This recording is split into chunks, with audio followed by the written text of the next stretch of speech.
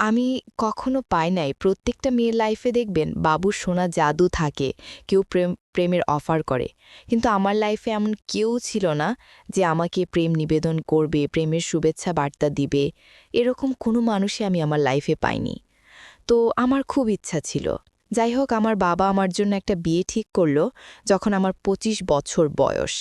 আর এত বছর বয়স হয়ে গিয়েছে আমার নিজেরও একা একা থাকতে খুব একটা বেশি ভালো লাগতো না, কারণ একটা সময় থাকে মানুষ একা থাকতে ভালোবাসে, আবার কিছু সময় আছে যখন মানুষ একা থাকতে পারে না। আমার আসলে যত রাত গভীর হতো আমার তত তত দুশ্চিন্তা হতো।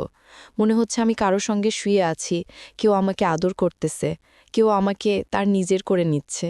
কিন্তু দিন শেষে এ সব কিছুই ছিল আমার কল্পনা। সবাই আসলে আমাকে দূর থেকে দেখত, দূর থেকে ভালোবাসত, কিন্তু সত্যিকার আর কেউ না। যাই হোক, আমার বাবা যেই বিয়ের পাত্রটা ঠিক করল আমার জন্য, তার নাম ছিল রবিন। তবে তাদের টাকা পয়সা বাড়ি-গাড়ি সব কিছুই আছে। হ্যাঁ, তারপর হচ্ছে জমিজমাও আছে অনেক, এবং তাদের বেশ কয়েকটা স্বর্ণের দোকানও আছে। তো রবিন মূলত একজন স্বর্ণকার। হ্যাঁ, কিন্তু তার একটা ছেলে আছে, আর তার ছেলের বয়স হয়েছে প্রায় ১০ বছর। সে অনেক আগে একটা বিয়ে করেছিল। তার স্ত্রী আসলে একটা রোগ ছিল, বড় একটা রোগ, ক্যান্সার। আসলে ক্যান্সার এমন একটা রোগ, এই রোগটা হলে মানুষ আসলে বেঁচে থাকে না। যাই হোক, সেই ক্যান্সার আক্রান্ত হয়ে মারা গিয়েছিল। এরপর ওই ভদ্রলোক আর কখনো বিয়ে-শাদী করেন নাই। কিন্তু এই ভদ্রলোকের অনেক টাকা পয়সা ছিল, তিনি স্বর্ণকারের ব্যবসা করত। তো তার বাড়ি-গাড়ি সব কিছুই ছিল, কিন্তু তার একটা ছেলে আছে।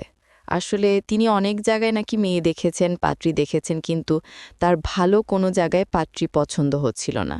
তিনি চাইছিলেন এমন একটা পাত্রী, যে পাত্রী গরিব হবে। হ্যাঁ, এবং তার যে ছেলে সজল, তাকে যেন তার নিজের ছেলে মনে করে মানুষ করে। কিন্তু আজকালকার মেয়েরা তো নিজের সন্তানকে যে জায়গায় সন্তান মনে করে না, সে জায়গায় অন্যের সন্তানকে সন্তান কিভাবে মনে করবে, লালন পালন করবে। তাছাড়া এই লোকের বয়স হয়ে গিয়েছিল অনেক বেশি, তো অনেক জায়গা থেকে আসলে পাত্রী তিনি পাচ্ছিলেন না। কিন্তু আমরা যেহেতু একটু অসহায় ছিলাম, গরিব ছিলাম, আমার বাবা এক বন্ধুর মাধ্যমে এই বিয়েটা ঠিক করেন।